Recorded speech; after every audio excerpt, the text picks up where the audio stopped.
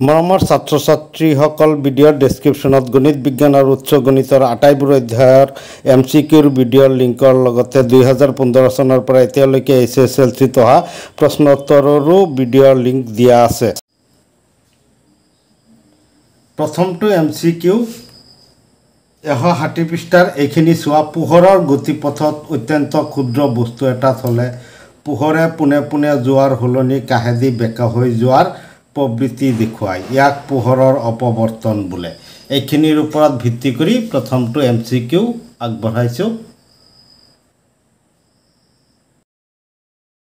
এয়া আমাৰ সন্মুখত প্ৰথমটো MCQ।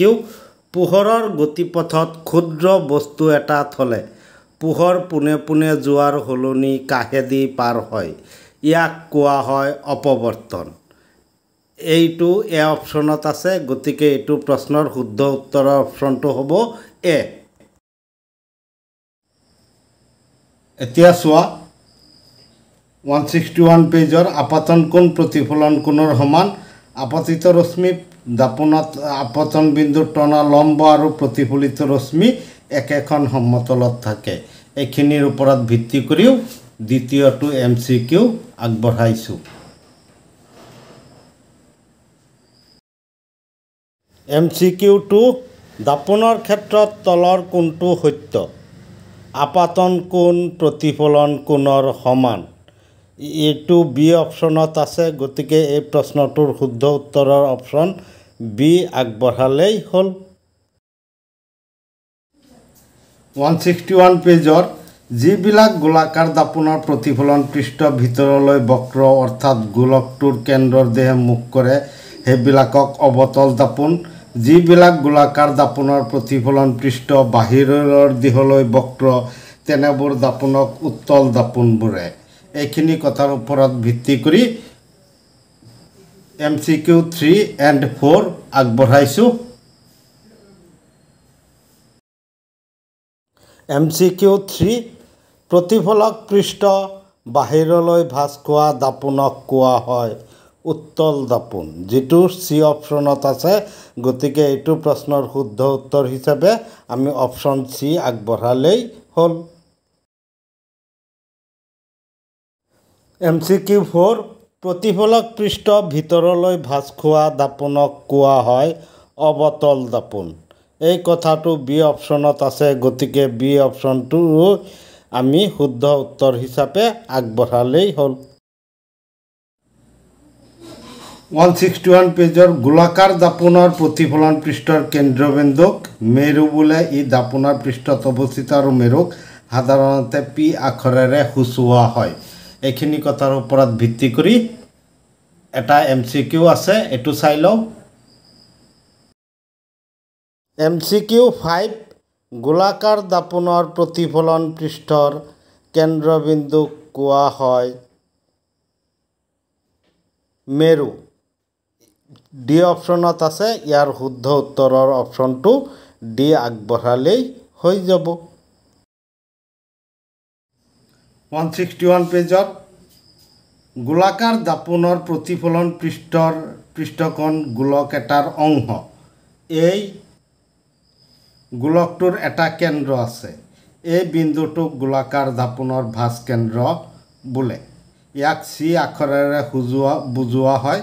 গোলাকাৰ দাপোণখন যিটো গোলকৰ অংশ সেই গোলকৰ ব্যাসাৰ্ধক দাপোণখনৰ ভাঁজ ব্যাসাৰ্ধ বোলে। এইখিনি কথাৰ ওপৰত ভিত্তি কৰি MCQ চাই লওঁ। MCQ 6 গোলাকাৰ দাপোণ এখন যিটো গোলকৰ অংশ সেই গোলকটোৰ কেন্দ্ৰক কোৱা হয় ভাঁজ কেন্দ্ৰ। এই কথাটো এ অপশ্যনত আছে, গতিকে ইয়াৰ আনচাৰ হিচাপে আমি অপশ্যন এ আগবঢ়াব লাগিব। 162 পেজ গোলাকাৰ দাপোণ এখনৰ মেৰু আৰু ভাঁজ কেন্দ্ৰৰ মাজেৰে সৰল ৰেখা এডাল কল্পনা কৰা। এই ৰেখাডালক মুখ্য অক্ষ বোলে। মেৰু আৰু ভাঁজ কেন্দ্ৰৰ মাজেৰে যিডাল ৰেখা কল্পনা কৰিম তাক আমি কি বুলি ক'ম? মুখ্য অক্ষ বুলি ক'ম। এই কথাটোৰ ওপৰত ভিত্তি কৰি এটা MCQ চাই লওঁ। MCQ নম্বৰ 7 ভাঁজ কেন্দ্ৰ আৰু মেৰু সংযোগী ৰেখাক কোৱা হয় মুখ্য অক্ষ ই চি অপশ্যনত আছে গতিকে এইটো প্ৰশ্নৰ শুদ্ধ আনচাৰ হিচাপে আমি অপশ্যন চি আগবঢ়ালেই হৈ যাব MCQ 8 মেৰু আৰু ভাস্কেন্দ্ৰৰ মাজৰ দূৰত্বক কোৱা হয় ভাঁজ ব্যাসাৰ্ধ কথাটো এ অপশ্যনত আছে গতিকে এইটো প্ৰশ্নৰ শুদ্ধ আনচাৰৰ অপশ্যনটো হ'ব এ আমি এ লিখিলেই হৈ গ'ল 162 পেজ নাভি ফকাছ বা নাভি দাপোনৰ ফকাছ দৈৰ্ঘ্য বা নাভি দৈৰ্ঘ্য এই কথাখিনিৰ ওপৰত দুটা MCQ আছে আমি এই MCQ দুটা চাই লওঁ MCQ 9 ফকাছ বিন্দু আৰু মেৰুৰ মাজৰ দূৰত্বক কোৱা হয় ফকাছ দূৰত্ব ই বি অপশ্যনত আছে গতিকে বি অপশ্যনটো লিখিলেই আমি এইটো প্ৰশ্নৰ শুদ্ধ আনচাৰ দিয়া হৈ যাব 162 পেজৰ লাষ্ট পেৰাগ্ৰাফ মুখ্য অক্ষৰ সমান্তৰালকৈ কেইবাডালো ৰশ্মি অৱতল দাপোনত আপতিত হৈছে প্ৰতিফলিত ৰশ্মিবোৰ লক্ষ্য কৰা সকলোবোৰ ৰশ্মি মুখ্য অক্ষৰ এটা বিন্দুত লগ লাগিছে কটাকটি কৰিছে এই বিন্দুটোক অৱতল দাপোনৰ মুখ্য ফকাছ বোলে তাৰপিছত উত্তল দাপোনত প্ৰতিফলিত ৰশ্মিসমূহ মুখ্য অক্ষৰ এটা বিন্দুৰ পৰা অহা যেন লাগে এই বিন্দুটোক উত্তল দাপোনৰ মুখ্য ফকাছ বোলে মুখ্য ফকাছক এফ আখৰেৰে সূচোৱা হয় গোলাকাৰ দাপোনৰ মেৰু আৰু মুখ্য ফকাছৰ মাজৰ দূৰত্বক ফকাছ দৈৰ্ঘ্য বোলে এইখিনিৰ ওপৰত ভিত্তি কৰি MCQ খিনি চাই লওঁ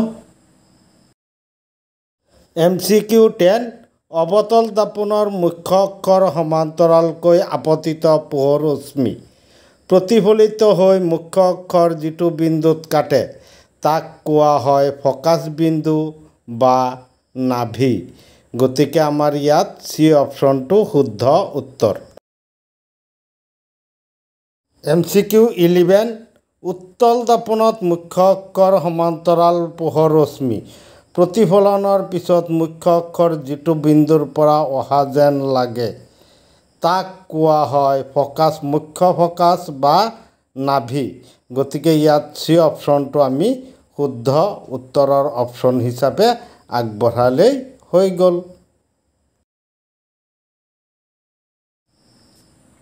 পেজ 163 প্ৰথম দুটা পেৰাগ্ৰাফত চোৱা গোলাকাৰ দাপোনৰ প্ৰতিফলন পৃষ্ঠৰ ব্যাসক তাৰ গবাক্ষ বা ছিদ্ৰ বোলে গোলাকাৰ দাপোনৰ ক্ষেত্ৰত ভাঁজ ব্যাসাৰ্ধ দাপোনখনৰ ফকাছ দৈৰ্ঘ্যৰ দুগুণ আমি ইয়াক R = 2F লিখোঁ এইখিনিৰ ওপৰত ভিত্তি কৰি MCQ দুটা চাই লওঁ MCQ 12 গোলাকাৰ দাপোনৰ প্ৰতিফলন পৃষ্ঠৰ ব্যাসক কোৱা হয় গবাক্ষ বা ছিদ্ৰ চি নম্বৰটো নহয় ডি নম্বৰত দিছে এ আৰু বি দুয়োটা গতিকে আমাৰ ইয়াত ডি অপশ্যনটো আগবঢ়ালেই শুদ্ধ আনচাৰ দিয়া হৈ যাব MCQ 13 গোলাকাৰ দাপোনৰ ভাঁজ ব্যাসাৰ্ধ R আৰু ফকাছ দূৰত্ব Fৰ মাজৰ সম্পৰ্কটো হ'ল R = 2F পাইছিলোঁ গতিকে F = R/2 হ'ব পাৰে গতিকে ইয়াত ডি অপশ্যনটো আমি শুদ্ধ উত্তৰ হিচাপে আগবঢ়ালেই হৈ যাব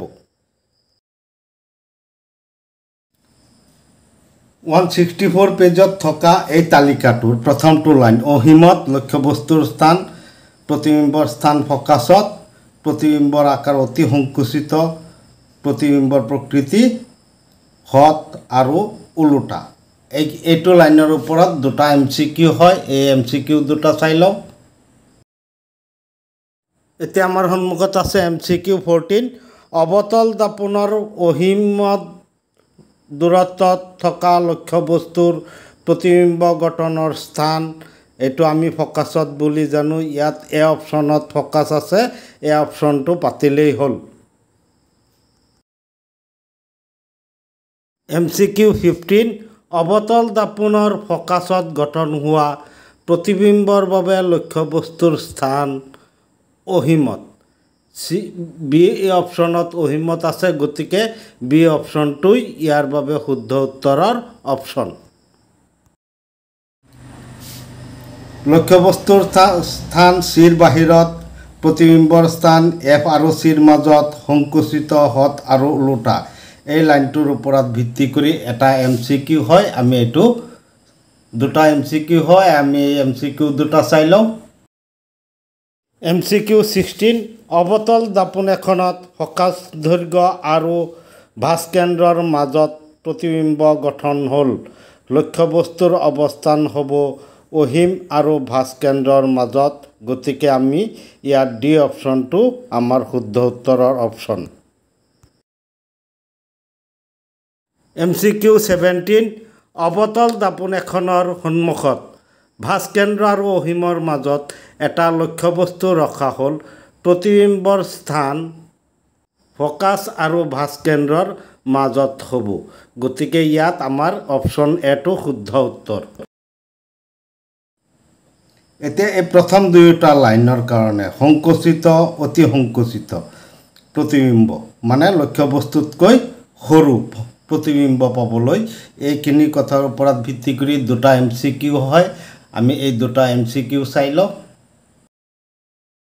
MCQ 18 অৱতল দাপোনত হত আৰু সংকুচিত আকাৰৰ প্ৰতিবিম্ব পাবলৈ লক্ষ্যবস্তুটো ৰাখিব লাগিব ভাস্কেন্দ্ৰৰ বাহিৰত। ইয়াত এ অপশ্যনটো শুদ্ধ উত্তৰ। MCQ 19 অৱতল দাপোনৰ ভাস্কেন্দ্ৰৰ বাহিৰত ৰখা লক্ষ্যবস্তুৰ বাবে গঠন হোৱা প্ৰতিবিম্বৰ প্ৰকৃতি তলৰ কোনটো সত্য? হত, ওলোটা আৰু সংকুচিত, যিটো চি অপশ্যনত আছে, গতিকে ইয়াত আমাৰ আনচাৰ হিচাপে চি অপশ্যনটোই শুদ্ধ উত্তৰ হিচাপে আগবঢ়াব পাৰি। এতিয়া 164 পেজৰ সেই তালিকাৰে লক্ষ্যবস্তুৰ স্থান চিত মানে ভাস্কেন্দ্ৰত, প্ৰতিবিম্বৰ স্থানো ভাস্কেন্দ্ৰত, প্ৰতিবিম্বৰ আকাৰ একে আকাৰৰ, প্ৰতিবিম্বৰ প্ৰকৃতি হত আৰু ওলোটা। এই কথাখিনিৰ ওপৰত ভিত্তি কৰি চাৰিটা MCQ হয়, আমি এই চাৰিওটা MCQ চাই লওঁ। MCQ 20 লক্ষ্যবস্তুৰ সমান আকাৰৰ হত প্ৰতিবিম্ব পাবলৈ লক্ষ্যবস্তুটো অৱতল দাপোনৰ সন্মুখৰ কোন স্থানত ৰাখিব লাগিব? এইটো আমাৰ ভাস্কেন্দ্ৰত ৰাখিব লাগিব, গতিকে ইয়াত বি অপশ্যনটো শুদ্ধ উত্তৰ হিচাপে আগবঢ়াব লাগিব। MCQ 21 অৱতল দাপোনৰ সন্মুখত ভাস্কেন্দ্ৰত ৰখা লক্ষ্যবস্তুৰ বাবে প্ৰতিবিম্বৰ প্ৰকৃতি হ'ব হত, ওলোটা আৰু লক্ষ্যবস্তুৰ সমান, গতিকে আমাৰ এ অপশ্যনটো ইয়াত শুদ্ধ উত্তৰ। MCQ 22 অৱতল দাপোনৰ ভাস্কেন্দ্ৰত ৰখা লক্ষ্যবস্তুৰ বাবে প্ৰতিবিম্ব গঠনৰ স্থান ভাস্কেন্দ্ৰ, গতিকে ইয়াত আমি ডি অপশ্যনটোই শুদ্ধ আনচাৰ হিচাপে অপশ্যন ডি আগবঢ়াব লাগিব। MCQ 23 অৱতল দাপোনত ভাস্কেন্দ্ৰত হত আৰু ওলোটা প্ৰতিবিম্ব গঠন হ'ল। লক্ষ্যবস্তুৰ স্থান ভাস্কেন্দ্ৰতে হ'ব, গতিকে ইয়াত অপশ্যন বিটো আমি শুদ্ধ অপশ্যন হিচাপে আগবঢ়াব লাগিব। 164 পেজ ভাস্কেন্দ্ৰ আৰু ফকাছৰ মাজত লক্ষ্যবস্তুৰ স্থান, প্ৰতিবিম্বৰ স্থান ভাস্কেন্দ্ৰ আৰু অহিমৰ মাজত, প্ৰতিবিম্বৰ আকাৰ বিবৰ্ধিত, প্ৰতিবিম্বৰ প্ৰকৃতি হত আৰু ওলোটা। এইখিনি কথাৰ ওপৰত ভিত্তি কৰি চাৰিটা MCQ হয়, আমি এই চাৰিওটা MCQ চাই লওঁ। MCQ 24 অৱতল দাপোনত ভাস্কেন্দ্ৰ আৰু ফকাছৰ মাজত ৰখা লক্ষ্যবস্তুৰ বাবে প্ৰতিবিম্ব গঠনৰ স্থান অহিম আৰু ভাস্কেন্দ্ৰৰ মাজত। এই কথাখিনি বি অপশ্যনত আছে, গতিকে অপশ্যন বিটোই হ'ব এইটো প্ৰশ্নৰ বাবে শুদ্ধ উত্তৰৰ অপশ্যনটো। MCQ 25 অৱতল দাপোনৰ সন্মুখত লক্ষ্যবস্তু সাপেক্ষে ভাস্কেন্দ্ৰ আৰু অহিমৰ মাজত প্ৰতিবিম্ব গঠন হ'ল। লক্ষ্যবস্তুটো ভাস্কেন্দ্ৰ আৰু ফকাছৰ মাজত আছে, গতিকে এই অপশ্যনটো ইয়াত শুদ্ধ উত্তৰৰ অপশ্যনটো। MCQ 26 অৱতল দাপোনত হঠ ওলোটা আৰু বিবৰ্ধিত প্ৰতিবিম্ব পাবলৈ লক্ষ্যবস্তুটো দাপোনৰ সন্মুখত কোন স্থানত ৰাখিব লাগিব? ফকাছ আৰু ভাস্কেন্দ্ৰৰ মাজত। গতিকে ইয়াৰ শুদ্ধ উত্তৰৰ অপশ্যনটো হ'ল চি। MCQ 27 অৱতল দাপোনৰ সন্মুখত ফকাছত আৰু ভাস্কেন্দ্ৰৰ মাজত ৰখা লক্ষ্যবস্তু সাপেক্ষে প্ৰতিবিম্বৰ প্ৰকৃতি হঠ ওলোটা আৰু বিবৰ্ধিত। অপশ্যন বিটো ইয়াত শুদ্ধ উত্তৰ। 164 পেজৰ এই তালিকাৰে লক্ষ্যবস্তুৰ স্থান ফকাছত, প্ৰতিবিম্বৰ স্থান অহিমত, প্ৰতিবিম্বৰ আকাৰ অতি বিবৰ্ধিত, প্ৰতিবিম্বৰ প্ৰকৃতি হঠ আৰু ওলোটা। লক্ষ্যবস্তুৰ স্থান মেৰু আৰু ফকাছৰ মাজত, প্ৰতিবিম্বৰ স্থান দাপোনৰ পিছফালে, প্ৰতিবিম্বৰ আকাৰ বিবৰ্ধিত, প্ৰতিবিম্বৰ প্ৰকৃতি অহৎ আৰু থিয়। এই দুটা লাইনৰ ওপৰত ভিত্তি কৰি 5টা MCQ আছে। আমি 5টা MCQ চাই লওঁ। MCQ 28 অৱতল দাপোনত ফকাছত ৰখা লক্ষ্যবস্তুৰ বাবে প্ৰতিবিম্বৰ অৱস্থান অহিমত। গতিকে ইয়াত ডি অপশ্যনটো আমাৰ শুদ্ধ। অপশ্যন ডি শুদ্ধ আনচাৰ হিচাপে আগবঢ়ালেই হ'ল। MCQ 29 অৱতল দাপোনত অহিম দূৰত্বত বহুগুণ বিবৰ্ধিত প্ৰতিবিম্ব গঠন হ'বলৈ লক্ষ্যবস্তুটো ৰাখিব লাগিব ফকাছত। গতিকে চি অপশ্যনটো ইয়াত শুদ্ধ উত্তৰৰ অপশ্যন। MCQ 30 অৱতল দাপোনত অহৎ, থিয় আৰু বিবৰ্ধিত প্ৰতিবিম্ব পাবলৈ লক্ষ্যবস্তুটো দাপোনৰ সন্মুখত ক'ত ৰাখিব লাগিব? ফকাছ আৰু মেৰুৰ মাজত। ইয়াত চি অপশ্যনটো শুদ্ধ উত্তৰ হিচাপে আগবঢ়ালেই এইটো প্ৰশ্নৰ 1 মাৰ্ক আমি পাই যাম। MCQ 31 অৱতল দাপোনত ফকাছ আৰু মেৰুৰ মাজত ৰখা লক্ষ্যবস্তুৰ বাবে গঠন হোৱা প্ৰতিবিম্বৰ প্ৰকৃতি হয় অহৎ, থিয় আৰু বিবৰ্ধিত। গতিকে ইয়াত শুদ্ধ উত্তৰৰ অপশ্যন হিচাপে আমি এ আগবঢ়াব লাগিব। MCQ 32 অৱতল দাপোনৰ সন্মুখত ফকাছ আৰু মেৰুৰ মাজত ৰখা লক্ষ্যবস্তুৰ বাবে প্ৰতিবিম্বৰ অৱস্থান দাপোনৰ পিছফালে। গতিকে ইয়াত চি অপশ্যনটো আমাৰ শুদ্ধ উত্তৰৰ অপশ্যন হিচাপে আগবঢ়াব লাগিব। MCQ 33 অৱতল দাপোনৰ পিছফালে প্ৰতিবিম্ব গঠন কৰিবলৈ লক্ষ্যবস্তুটো দাপোনৰ সন্মুখত থাকিব ফকাছ আৰু মেৰুৰ মাজত। গতিকে ইয়াত চি অপশ্যনটো আমাৰ শুদ্ধ উত্তৰৰ অপশ্যন। 165 পেজৰ পইণ্ট 3 অৱতল দাপোনৰ ক্ষেত্ৰত ভাস্কেন্দ্ৰৰ মাজেদি যোৱা ৰশ্মি বা উত্তল দাপোনৰ ক্ষেত্ৰত ভাস্কেন্দ্ৰৰ দিশে অগ্ৰসৰ হোৱা ৰশ্মি প্ৰতিফলনৰ পিছত একে পথেদি ঘূৰি আহিব। এইখিনি কথাৰ ওপৰত ভিত্তি কৰি এটা MCQ আগবঢ়াইছোঁ। এই MCQটো চাই লওঁ। MCQ 34 গোলাকাৰ দাপোনত কোনটো পোহৰ ৰশ্মি অহা বাটেৰে উভতি যায়? ভাস্কেন্দ্ৰৰ মাজেৰে বা ভাস্কেন্দ্ৰ অভিমুখী পোহৰ ৰশ্মি অহা বাটেৰে উভতি যায়। গতিকে ইয়াত এই অপশ্যনটো আমাৰ শুদ্ধ উত্তৰৰ অপশ্যন হিচাপে আগবঢ়াব লাগিব।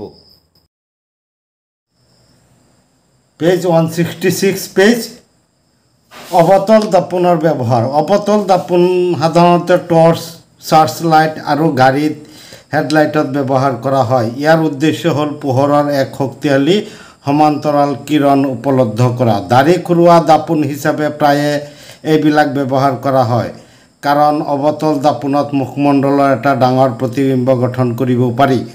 দন্ত চিকিৎসকসকলে ৰোগীৰ দাঁতৰ প্ৰতিবিম্ব ডাঙৰকৈ প্ৰত্যক্ষ কৰিবলৈ অৱতল দাপোন ব্যৱহাৰ কৰে।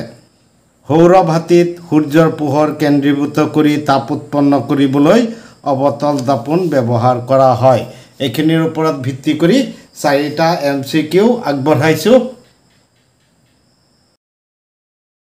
MCQ 35 তলৰ কোনটোত অৱতল দাপোন ব্যৱহাৰ কৰা নহয়? তলৰ কোনটো ক্ষেত্ৰত অৱতল দাপোন ব্যৱহাৰ কৰা নহয়? এইটো আমি কি জানো? গাড়ীৰ পশ্চাদবীক্ষণ দাপোন উত্তল দাপোনহে থাকে।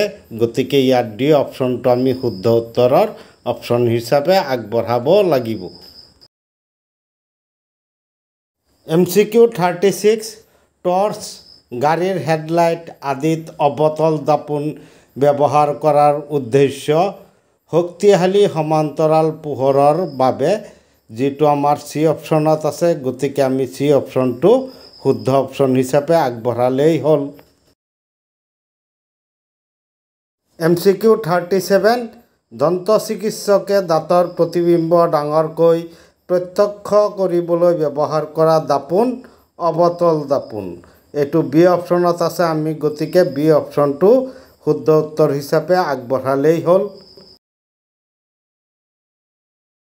MCQ 38 সৌৰ ভাটিত ব্যৱহাৰ কৰা দাপোনখন বি অপশ্যনটোত আছে। অৱতল দাপোন সৌৰ ভাটিত ব্যৱহাৰ কৰা হয়। গতিকে আমি বি অপশ্যনটো শুদ্ধ উত্তৰ হিচাপে আগবঢ়ালেই হ'ল। উত্তল দাপোনে গঠন কৰা প্ৰতিবিম্বৰ প্ৰকৃতি, অৱস্থান আৰু আপেক্ষিক আকাৰ। লক্ষ্যবস্তুৰ দূৰত্ব অসীম দূৰত্বত প্ৰতিবিম্ব ফকাছত, দাপোনৰ পিছফালে প্ৰতিবিম্বৰ আকাৰ অতিশয় সংকুচিত বিন্দু আকাৰৰ প্ৰতিবিম্বৰ প্ৰকৃতি অহৎ আৰু থিয়। তাৰপিছত অসীম আৰু মেৰুৰ মাজত যদি লক্ষ্যবস্তু থাকে, তেতিয়া মেৰু আৰু ফকাছৰ মাজত দাপোনৰ পিছফালে প্ৰতিবিম্ব গঠন হয় সংকুচিত, অহৎ আৰু থিয়। এইখিনি আলোচনাৰ ওপৰত ভিত্তি কৰি 5টা MCQ আগবঢ়াইছোঁ। এই 5টা MCQ চাই লওঁ। MCQ 39 উত্তল দাপোনে গঠন কৰা প্ৰতিবিম্বৰ প্ৰকৃতি অহৎ, থিয় আৰু সংকুচিত। এই কথাখিনি চি অপশ্যনত আছে। গতিকে শুদ্ধ আনচাৰ হিচাপে অপশ্যন চিটো আমি লিখিলেই হৈ যাব। MCQ 40 উত্তল দাপোনৰ সন্মুখত অসীম দূৰত্বত ৰখা লক্ষ্যবস্তুৰ বাবে প্ৰতিবিম্ব গঠনৰ স্থান ফকাছ বিন্দু। গতিকে আমি ইয়াত চি অপশ্যনটো শুদ্ধ উত্তৰৰ অপশ্যন হিচাপে আগবঢ়ালেই হৈ যাব। MCQ 41 উত্তল দাপোনে ফকাছ বিন্দুত প্ৰতিবিম্ব গঠন কৰে, লক্ষ্যবস্তুৰ স্থান অসীমত। গতিকে ইয়াতো আমাৰ চি অপশ্যনত অসীমত আছে। গতিকে চি অপশ্যন লিখি থৈ আহিলেই হৈ গ'ল। MCQ 42 মেৰু আৰু অসীমৰ মাজত ৰখা লক্ষ্যবস্তুৰ বাবে উত্তল দাপোনে প্ৰতিবিম্ব গঠন কৰে মেৰু আৰু ফকাছ বিন্দুৰ মাজত, যিটো দাপোনৰ পিছফালে গঠন হয়। গতিকে এই অপশ্যনটো ইয়াত শুদ্ধ উত্তৰৰ অপশ্যন হিচাপে আগবঢ়ালেই হ'ল। MCQ 43 উত্তল দাপোনৰ পিছফালে মেৰু আৰু ফকাছৰ মাজত প্ৰতিবিম্ব গঠন হ'লে লক্ষ্যবস্তুৰ স্থান মেৰু আৰু অসীমৰ মাজত হ'ব। ইয়াত ডি অপশ্যনটো শুদ্ধ উত্তৰ। পেজ 168 উত্তল দাপোনৰ ব্যৱহাৰ। সাধাৰণতে গাড়ীৰ পিছলৈ চোৱা দাপোন হিচাপে উত্তল দাপোন ব্যৱহাৰ কৰা হয়। এনে দাপোন গাড়ীৰ দুয়োকাষে লগোৱা হয়, যাতে গাড়ীৰ পিছফালৰ যান বাহন চাই নিৰাপদে গাড়ী চলাব পাৰে। এই ক্ষেত্ৰত উত্তল দাপোনহে পচন্দ কৰা হয়, কাৰণ এইবিলাকে সদায় সৰুকৈ হ'লেও থিয় প্ৰতিবিম্ব গঠন কৰে। তদুপৰি এইবিলাক যিহেতু বাহিৰলৈ বেঁকা, গতিকে এইবিলাকৰ দৃষ্টি ক্ষেত্ৰ বহল। এইভাবে গাড়ী চালকে সমতল দাপোন ব্যৱহাৰ কৰিলে দেখা ক্ষেত্ৰতকৈ উত্তল দাপোন ব্যৱহাৰ কৰিলে দেখা ক্ষেত্ৰ অধিক পৰিসৰৰ হয়। এইখিনি আলোচনাৰ ওপৰত ভিত্তি কৰি দুটা MCQ আগবঢ়াইছোঁ। এই MCQ দুটা চাই লওঁ। MCQ 44 গাড়ীৰ পিছফালে চাবলৈ ব্যৱহাৰ কৰা দাপোন উত্তল দাপোন। চি অপশ্যনত আছে, গতিকে চি অপশ্যনটো আমি শুদ্ধ উত্তৰৰ অপশ্যন হিচাপে আগবঢ়াব লাগিব। MCQ 45 অন্য দাপোনতকৈ অৱতল দাপোনৰ দৃষ্টিক্ষেত্ৰ বহল। এই অপশ্যনত আছে, গতিকে আমি এই অপশ্যনটোকে ইয়াত শুদ্ধ উত্তৰ হিচাপে আগবঢ়াম। 169 পেজ দাপোনৰ সূত্ৰ আৰু বিবৰ্ধন। লক্ষ্যবস্তুৰ দূৰত্ব ইউ, প্ৰতিবিম্বৰ দূৰত্ব ভি আৰু ফকাছ দৈৰ্ঘ্য এফেৰে সূচালে দাপোনৰ সমীকৰণটো এইটো হয়। তাৰপিছত আমি আলোচনা কৰিম দাপোনৰ বিবৰ্ধনৰ বিষয়ে। গোলাকাৰ দাপোনে উৎপন্ন কৰা বিবৰ্ধন প্ৰতিবিম্বটো লক্ষ্যবস্তুৰ আকাৰৰ সাপেক্ষে কিমান গুণে ডাঙৰ বা সৰু তাকে বুজায়। ইয়াক প্ৰতিবিম্বৰ উচ্চতা লক্ষ্যবস্তুৰ উচ্চতাৰ অনুপাতেৰে প্ৰকাশ কৰা হয়। ইয়াক সাধাৰণতে M আখৰেৰে সূচোৱা হয়। যদি H আৰু প্ৰতিবিম্বৰ উচ্চতা H', তেন্তে গোলাকাৰ দাপোনে উৎপন্ন কৰা বিবৰ্ধন হ'ব M = H/8। বিবৰ্ধন M ৰ লক্ষ্যবস্তুৰ দূৰত্ব U আৰু প্ৰতিবিম্বৰ দূৰত্ব ভিৰ লগতো কি আছে? সম্পৰ্ক আছে। M = H'/H -V/U। তোমালোকে মন কৰিবা যে লক্ষ্যবস্তুৰ উচ্চতা ধনাত্মক বিবেচিত হয়, কাৰণ লক্ষ্যবস্তুটো সচৰাচৰ মুখ্য অক্ষৰ ওপৰ হ'লে অহৎ প্ৰতিবিম্বৰ বাবে প্ৰতিবিম্বৰ উচ্চতা ধনাত্মক গণ্য কৰা হয়, কিন্তু সৎ প্ৰতিবিম্বৰ বাবে ইয়াক ঋণাত্মক গণ্য কৰিব লাগে। গতিকে এইখিনি আলোচনাৰ ওপৰত ভিত্তি কৰি 6টা MCQ আগবঢ়াইছোঁ। এতিয়া আমি এই 6টা MCQ চাই লওঁ। MCQ 46 গোলাকাৰ দাপোনৰ লক্ষ্যবস্তুৰ দূৰত্ব ইউ, প্ৰতিবিম্বৰ দূৰত্ব ভি আৰু ফকাছ দূৰত্ব এফৰ মাজৰ সম্পৰ্ক 1/v + 1/u = 1/f। এইটো এ অপশ্যনত আছে, গতিকে এ অপশ্যনটো এইটো অপশ্যনেল প্ৰশ্নৰ বাবে শুদ্ধ অপশ্যন এ। MCQ 47 গোলাকাৰ দাপোনৰ বিবৰ্ধন M, লক্ষ্যবস্তুৰ দূৰত্ব ইউ আৰু প্ৰতিবিম্বৰ দূৰত্ব ভিৰ মাজৰ সম্পৰ্ক হ'ল M = -v/u, যিটো বি অপশ্যনত আছে, গতিকে বি অপশ্যনটো আমাৰ ইয়াত শুদ্ধ উত্তৰ হিচাপে আগবঢ়ালেই হ'ল। MCQ 48 গোলাকাৰ দাপোনৰ বিবৰ্ধন M, লক্ষ্যবস্তুৰ উচ্চতা H আৰু প্ৰতিবিম্বৰ উচ্চতা H' মাজৰ সম্পৰ্ক হ'ল M = H'/H, অৰ্থাৎ বি অপশ্যনটো ইয়াত শুদ্ধ উত্তৰ। MCQ 49 লক্ষ্যবস্তুৰ দূৰত্ব U, উচ্চতা H, প্ৰতিবিম্বৰ দূৰত্ব V, উচ্চতা H' মাজৰ সম্পৰ্কটো হ'ল H'/H = -v/u, যিটো ডি অপশ্যনত আছে, গতিকে ইয়াত ডি অপশ্যনটো আমি শুদ্ধ উত্তৰ হিচাপে আগবঢ়ালেই হ'ল। MCQ 50 বিবৰ্ধনৰ মান ধনাত্মক হ'লে প্ৰতিবিম্বৰ প্ৰকৃতি অসৎ থিয়।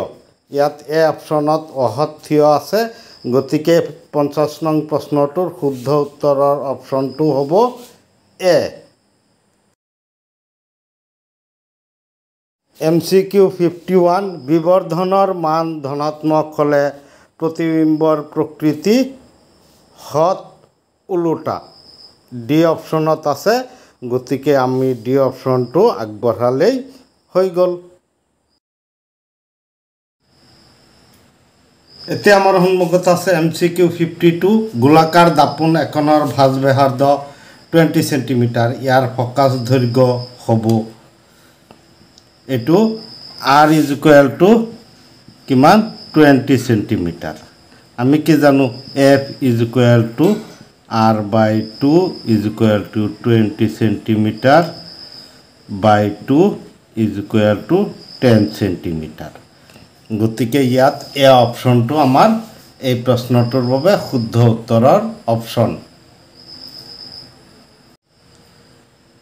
এতিয়া আমাৰ সন্মুখত আছে MCQ 53। অবতল দাপোন এখনৰ ফকাছ দৈৰ্ঘ্য 5 মিটাৰ হ'লে ইয়াৰ ভাঁজ ব্যাসাৰ্ধ হ'ব। ইয়াত F is equal to কিমান 5 মিটাৰ। আমি কে জানো R is equal to 2F is equal to 2 into 5 metre is equal to 10 metre. গতিকে ইয়াত শুদ্ধ উত্তৰৰ অপশনটো B আগবঢ়ালেই হৈ যাব। এতিয়া আমাৰ সন্মুখত আছে MCQ 54। 32 সেন্টিমিটাৰ ভাঁজ ব্যাসাৰ্ধৰ উত্তল দাপোন এখনৰ ফকাছ দৈৰ্ঘ্য কিমান? ইয়াতো R is equal to 32 centimetre, F is equal to R/2 is equal to 32 centimetre by 2 is equal to 16 centimetre. এইখিনি তোমালোকে পাতিব নালাগে, বুজাবলৈহে এইখিনি কৰি দেখুৱাইছোঁ। গতিকে ইয়াত শুদ্ধ উত্তৰৰ অপশ্যনটো চিট আছে। গতিকে চিটটো আমি পাতি থ'লেই হৈ গ'ল। এতিয়া আমাৰ সন্মুখত আছে MCQ 55। উত্তল দাপোন এখনৰ ফকাছ দৈৰ্ঘ্য 7.5 metre. F is equal to 7.5 metre. আমি R is equal to 2F বুলি জানো।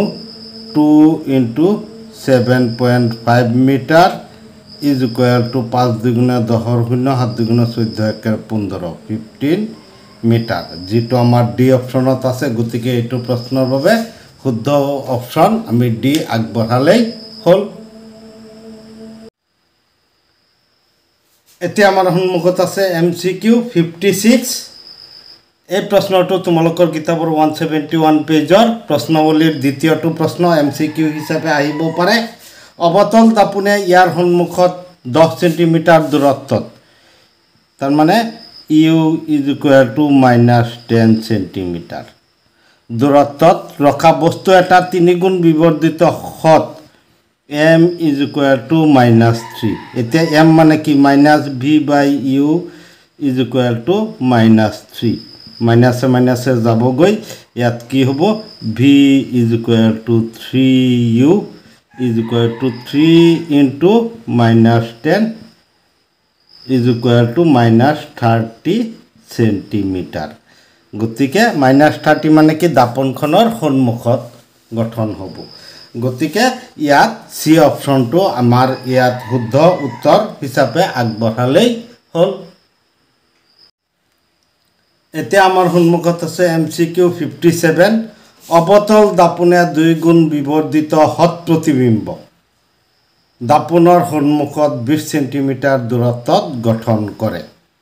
প্ৰতিবিম্বটোৰ দিছে ইয়াত M is equal to -2 আৰু V is equal to -20 centimetre. এতিয়া আমি ইয়াত কি পাওঁ M -V/U is equal to -2 or মাইনাছে মাইনাছে যাবগৈ, ইউটো তাত লৈ গ'লে V/2 is equal to U। ইয়াৰ পৰা U is equal to V হৈছে কিমান -20/2 is equal to -10। অৰ্থাৎ ইয়াত শুদ্ধ উত্তৰৰ অপশ্যনটো লক্ষ্যবস্তুটো দাপোনৰ সন্মুখতে থাকিব। গতিকে আমি এইটো -10 থাকিলেও এইটো আমি 10 সেন্টিমিটাৰ দাপোনৰ সন্মুখত 10 সেন্টিমিটাৰ আঁতৰত লক্ষ্যবস্তুটো থাকিব। অৰ্থাৎ ইয়াত এ অপশ্যনটো আমি শুদ্ধ উত্তৰ হিচাপে আগবঢ়ালেই হ'ল। এতিয়া আমাৰ সন্মুখত আছে MCQ 58। অবতল দাপোন এখনৰ পৰা 15 সেন্টিমিটাৰ আঁতৰত ৰখা লক্ষ্যবস্তুৰ হত আৰু লক্ষ্যবস্তুৰ সমান উচ্চতাৰ প্ৰতিবিম্ব গঠন হ'ল। প্ৰতিবিম্বৰ স্থানটো কি হ'ব? ইয়াত M is equal to লক্ষ্যবস্তুৰ সমান মানে 1, হত মানে -1 আৰু U is equal to -15। এতিয়া আমি ইয়াত কি জানো -V/U is equal to -1, মাইনাছে মাইনাছে যাবগৈ, V is equal to কি হ'ব U। ইউৰ মান -15 গতিকে আমাৰ ইয়াত চি অপশ্যনটো শুদ্ধ উত্তৰৰ অপশ্যন হিচাপে আগবঢ়ালেই হৈ গ'ল এতিয়া আমাৰ সন্মুখত আছে MCQ 59 অবতল দাপোনৰ সন্মুখত 15 সেন্টিমিটাৰ দূৰত্বত হত আৰু লক্ষ্যবস্তুৰ 1/3 গুণ আকাৰৰ প্ৰতিবিম্ব গঠন হ'ল ইয়াত লক্ষ্যবস্তুৰ অৱস্থান ইয়াত কি হৈছে ভিৰ মান দিয়া হৈ আছে কিমান 15 যেহেতু দাপোনৰ সন্মুখত কৈছে v = -15 m = -1/3 ইয়াত 1/3 গুণ কৈছে কিন্তু হত হোৱাৰ কাৰণে মাইনাস হ'ব -v/u = -1/3 মাইনাসে যাবগৈ u = 3v or 3 into -15 = -45 centimetre যেটো আমাৰ সি অপশ্যনত আছে গতিকে এই প্ৰশ্নৰ বাবে শুদ্ধ উত্তৰৰ অপশ্যন সি আমি আগবঢ়ালেই হ'ল এতিয়া আমাৰ সন্মুখত আছে MCQ 60 অবতল দাপোনত 20 সেন্টিমিটাৰ দূৰত্বত থকা বস্তু এটাৰ সমান আকাৰৰ হত প্ৰতিবিম্ব গঠন হ'ল ইয়াৰ ফকাস দৈৰ্ঘ্য হয় এতিয়া আমি ফকাস দৈৰ্ঘ্য উলিয়াবলৈ যেহেতু সমান আকাৰৰ প্ৰতিবিম্ব গঠন হৈছে গতিকে ইউ = কি হ'ব r = 20 সেন্টিমিটাৰ এতেকে f = r/2 = 20/2 = 10 সেন্টিমিটাৰ যেটো এ অপশ্যনত আছে গতিকে আমি ইয়াত এ অপশ্যনটো শুদ্ধ উত্তৰ হিচাপে আগবঢ়ালেই হৈ গ'ল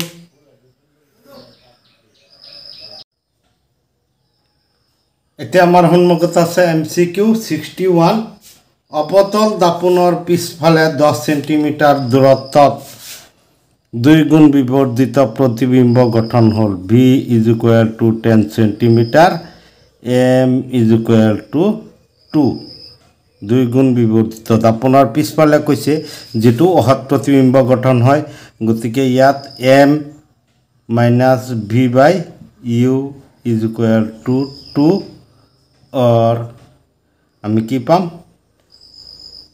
-v/2 = u or u = 2 ইফালে নিলো u2 ইফালে নিলো -v হৈছে কিমান 10/2 = -5 সেন্টিমিটাৰ গতিকে ইয়াৰ শুদ্ধ উত্তৰৰ অপশ্যনটো হৈছে 61 এই নম্বৰৰ অপশ্যন 3 টো আমি শুদ্ধ উত্তৰ হিচাপে আগবঢ়ালেই হ'ল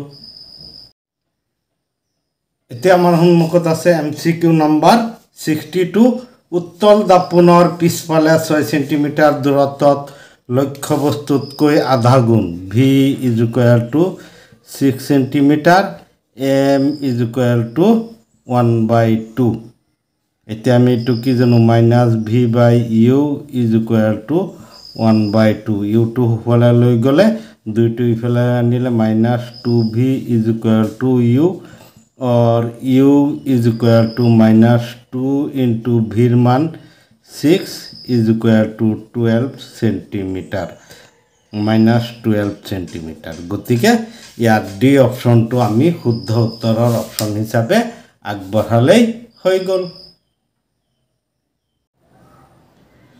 171 পেজৰ পোহৰৰ প্ৰতিহৰণৰ দ্বিতীয় পেৰাগ্ৰাফটোত কাঁচৰ গিলাসত থকা পানীত পেন্সিল এডাল আংশিকভাৱে ডুবি থকা দেখিছেনে বায়ু আৰু পানীৰ সন্ধিতলত ই বেকা হৈ যোৱা যেন লাগে এইখিনি কথাৰ ওপৰত ভিত্তি কৰি এটা MCQ আগবঢ়াইছো এতিয়া আমাৰ সন্মুখত আছে MCQ 63 পানীত আধা ডুবি থকা চামুচ এখনৰ বায়ু পানীৰ সন্ধিতলত ই বেকা হৈ যোৱাৰ কাৰণ পোহৰৰ প্ৰতিহৰণ অৰ্থাৎ বি অপশ্যনটো আমাৰ ইয়াত শুদ্ধ উত্তৰ হিচাপে আগবঢ়ালেই হ'ল 171 পেজৰ লাষ্ট এইখিনি এটা মাধ্যমৰ পৰা আন এটা মাধ্যমলৈ পোহৰ বেকা হৈ গ'লে পোহৰৰ গতিৰ দিশ আনটো মাধ্যমত সলনি হয় যেন লাগে। এই পৰিঘটনাটোক পোহৰৰ প্ৰতিসৰণ বোলে। এতিয়া আমি এইখিনি আলোচনাৰ ওপৰত ভিত্তি কৰি দুটা MCQ আগবঢ়াইছোঁ। MCQ দুটা চাই লওঁ।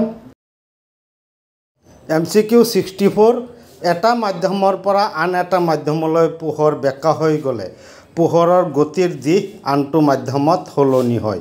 ইয়াক কোৱা হয় প্ৰতিসৰণ, যিটো আমাৰ বি অপশ্যনত আছে। অপশ্যন বি পাতি দিলেই হ'ব।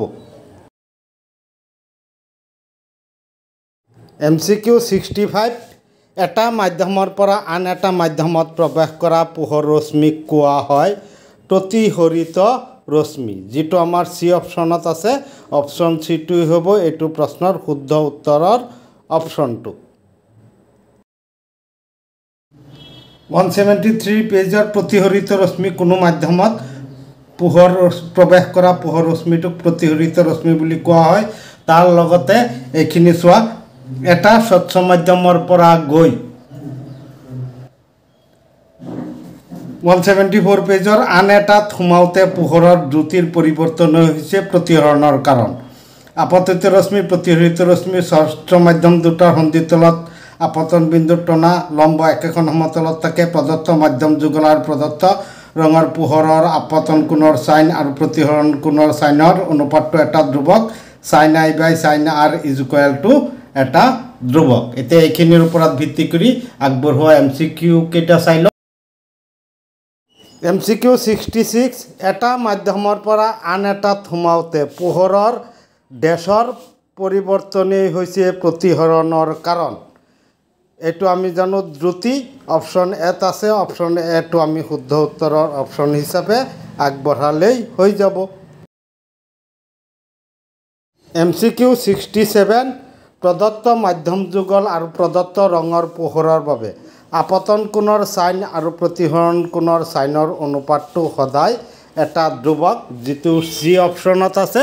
অপশ্যন চিটোৱেই হ'ব এইটো প্ৰশ্নৰ শুদ্ধ উত্তৰৰ অপশ্যনটো।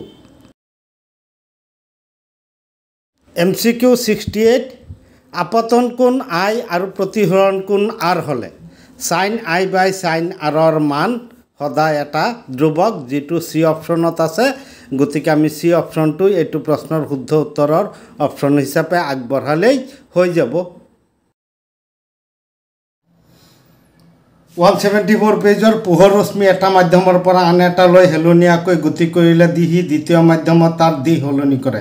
এক প্ৰদত্ত মাধ্যম যুগলৰ পৰা দিশ পৰিৱৰ্তনৰ পৰিমাণ প্ৰতিসৰণাংকৰে প্ৰকাশ কৰা হয়। শূন্যত পোহৰৰ দ্ৰুতি সৰ্বোচ্চ, ইয়াৰ মান 3 × 10⁸ মিটাৰ প্ৰতি ছেকেণ্ড। ইয়াৰ উপৰিও এইখিনি কথা, যদি 1 নং শূন্য নতুবা বায়ু হয় তেন্তে 2 নং মাধ্যমৰ প্ৰতিসৰণাংকক শূন্য সাপেক্ষে বুলি গণ্য কৰা হয়। ইয়াক মাধ্যমটোৰ পৰম প্ৰতিসৰণাংক বোলে। মাধ্যমটোৰ পৰম প্ৰতিসৰণাংক বুলিও কোৱা হয়। এতিয়া প্ৰতিসৰণাংক ইজ ইকুৱেল টু বায়ুত বা শূন্যত পোহৰৰ দ্ৰুতি বাই মাধ্যমত পোহৰৰ দ্ৰুতি। মাধ্যম এটাৰ পৰম প্ৰতিসৰণাংকক কেৱল প্ৰতিসৰণাংক বুলিও কোৱা হয়। এতিয়া এইখিনিলৈকে আগবঢ়োৱা MCQখিনি চাই লওঁ। MCQ 69 এক প্ৰদত্ত মাধ্যম যুগলৰ বাবে দিশ পৰিৱৰ্তনৰ পৰিমাণক প্ৰকাশ কৰা হয় প্ৰতিসৰণাংকৰে, যিটো এ অপশ্যনত আছে। অপশ্যন এটোৱেই হ'ব আমাৰ ইয়াত শুদ্ধ উত্তৰৰ অপশ্যনটো। MCQ 70 তলৰ কোনটো মাধ্যমত পোহৰৰ দ্ৰুতি সৰ্বাধিক? শূন্য। অপশ্যন ডিত আছে। গতিকে শূন্যত পোহৰৰ দ্ৰুতি সৰ্বাধিক। ডি অপশ্যনটো আমি শুদ্ধ উত্তৰ হিচাপে ইয়াত আগবঢ়াব লাগিব। MCQ 71 শূন্য বা বায়ুত পোহৰৰ দ্ৰুতি চি আৰু মাধ্যম এটাত পোহৰৰ দ্ৰুতি ভি, তেন্তে চি বাই ভিক মাধ্যম দুটাৰ ডেছ বোলে। ইয়াক কোৱা হয় প্ৰতিসৰণাংক, যিটো আমাৰ চি অপশ্যনত আছে। 175 পেজত তোমালোকৰ সন্মুখত কিছুমান বিভিন্ন মাধ্যমত পৰম প্ৰতিসৰণাংকৰ মান দিয়া আছে। এই তালিকাৰ ওপৰত ভিত্তি কৰি কেইটামান MCQ আগবঢ়াইছোঁ। ইয়াৰ উপৰিও মাধ্যম এটাত পোহৰ প্ৰতিহৰণ কৰিব পৰা সামৰ্থক ইয়াক আলোকিক ঘনত্বৰে প্ৰকাশ কৰিব পাৰি। পোহৰৰ দ্ৰুতি ঘনত্বৰ মাধ্যমতকৈ লঘুত্বৰ মাধ্যমত কি হয়, আলোকিকভাৱে লঘুত্বৰ মাধ্যমত কি হয়, বেছি হয়। এইখিনিৰ ওপৰত ভিত্তি কৰি আগবঢ়োৱা MCQ খিনি চাই লওক। MCQ 72 বায়ুৰ প্ৰতিহৰণাংক 1.0003 যেটো এ অপশ্যনত আছে। এই অপশ্যনটোই আমাৰ এইটো প্ৰশ্নৰ শুদ্ধ উত্তৰৰ অপশ্যনটো পাতিলেই হ'ল। MCQ 73 বৰফ, পানী, এলকহল আৰু কেৰাচিনৰ প্ৰতিহৰণাংক ক্ৰমে 1.31, 1.33, 1.36 আৰু 1.44 যেটো আমাৰ চি অপশ্যনত আছে। গতিকে চি অপশ্যনটোই হ'ব এইটো প্ৰশ্নৰ বাবে শুদ্ধ উত্তৰৰ অপশ্যনটো। MCQ নম্বৰ 74 হীৰাৰ প্ৰতিহৰণাংক 2.42 যেটো আমাৰ ডি অপশ্যনত আছে। অপশ্যন ডিটোই এই প্ৰশ্নটোৰ শুদ্ধ উত্তৰৰ অপশ্যন। MCQ 75 মাধ্যম এটাৰ পোহৰৰ প্ৰতিহৰণ কৰিব পৰা সামৰ্থক তলৰ কোনটোৰ সহায়ত প্ৰকাশ কৰিব পাৰি? আলোকিক ঘনত্বৰ সহায়ত, যেটো আমাৰ বি অপশ্যনত আছে। বি অপশ্যনটোই হ'ব ইয়াৰ বাবে শুদ্ধ উত্তৰৰ অপশ্যনটো। MCQ নম্বৰ 76 তলৰ কোনটো বেছি আলোকিক ঘনত্বৰ মাধ্যম? এইটোত হীৰাৰ প্ৰতিহৰণাংক আটাইতকৈ বেছি, গতিকে হীৰাটো হ'ব আটাইতকৈ বেছি আলোকিক ঘনত্বৰ। গতিকে ইয়াত অপশ্যন ডিটো আমি শুদ্ধ উত্তৰৰ অপশ্যন হিচাপে আগবঢ়ালেই হ'ল। MCQ 77 পোহৰ ৰশ্মি বায়ুৰ পৰা পানীত প্ৰৱেশ কৰিলে ৰশ্মি উলম্বৰ লগত বেকা হোৱাৰ ধৰণ। কাৰণ বায়ু লঘু মাধ্যম আৰু পানী ঘনত্বৰ মাধ্যম। লঘু মাধ্যমৰ পৰা ঘন মাধ্যমলৈ গ'লে উলম্বৰ কাষলৈ বেকা হয়। গতিকে ইয়াত অপশ্যন এটো শুদ্ধ উত্তৰৰ অপশ্যন হিচাপে আগবঢ়ালেই হ'ল। পেজ 176 লেন্সৰ দুয়োখন পৃষ্ঠই বাহিৰলৈ সুন্দৰকৈ গোলাকাৰ হ'ব পাৰে। এনে লেন্সক দ্বি উত্তল লেন্স বোলে। সাধাৰণতে ইয়াক উত্তল লেন্স বুলি কোৱা হয়। তাৰপিছত উত্তল লেন্সক অবিহাৰী লেন্স বোলা হয়। দ্বি অৱতল লেন্স দুখন ভিতৰলৈ সোমোৱা পৃষ্ঠৰে আৱৰা ইয়াৰ মাজৰ অংশতকৈ দাঁতিৰ অংশ শকত অপহাৰী লেন্স বোলে। এইটো লেন্সক দ্বি অৱতল লেন্স এখনক সাধাৰণতে অৱতল লেন্স বুলি কোৱা হয়। দ্বি উত্তলেই হওক বা দ্বি অৱতলেই হওক লেন্স দুখনৰ গোলাকাৰ পৃষ্ঠ থাকে। ইয়াৰ প্ৰতিখন পৃষ্ঠই এটা গোলকৰ অংশ। এই গোলকৰ কেন্দ্ৰকে ভাঁজ কেন্দ্ৰ বোলে। লেন্স এখনৰ ভাঁজ কেন্দ্ৰ দুটাৰ মাজেদি যোৱা কাল্পনিক ৰেখাক মুখ্য অক্ষ বুলি কোৱা হয়। এতিয়া এইখিনিৰ ওপৰত ভিত্তি কৰি আগবঢ়োৱা MCQ খিনি চাই লওঁ। MCQ 78 দুখন পৃষ্ঠৰে আৱৰা স্বচ্ছ পদাৰ্থ যাৰ এখন বা দুয়োখন পৃষ্ঠই হয় গোলাকাৰ তাকে কোৱা হয় লেন্স। চি অপশ্যনটো আমাৰ ইয়াত শুদ্ধ উত্তৰ হিচাপে আগবঢ়ালেই হৈ যাব। MCQ 79 যি লেন্সৰ দুয়োখন পৃষ্ঠই বাহিৰলৈ ভাঁজ খোৱা তাক কি লেন্স কোৱা হয়? উত্তল লেন্স। ইয়াত এ অপশ্যনটো আমাৰ শুদ্ধ উত্তৰৰ অপশ্যন হিচাপে আগবঢ়ালেই হ'ল। MCQ 80 যি লেন্সৰ দুয়োখন পৃষ্ঠই ভিতৰলৈ ভাঁজ খোৱা তাক কি লেন্স কোৱা হয়? অৱতল, যেটো আমাৰ চি অপশ্যনত আছে। চি অপশ্যনটো এইটো প্ৰশ্নৰ বাবে শুদ্ধ উত্তৰৰ অপশ্যন। MCQ 81 উত্তল লেন্সক কোৱা হয় অবিহাৰী লেন্স, যেটো আমাৰ বি অপশ্যনত আছে। বি অপশ্যনটোই হ'ব এইটো প্ৰশ্নৰ বাবে শুদ্ধ উত্তৰৰ অপশ্যনটো।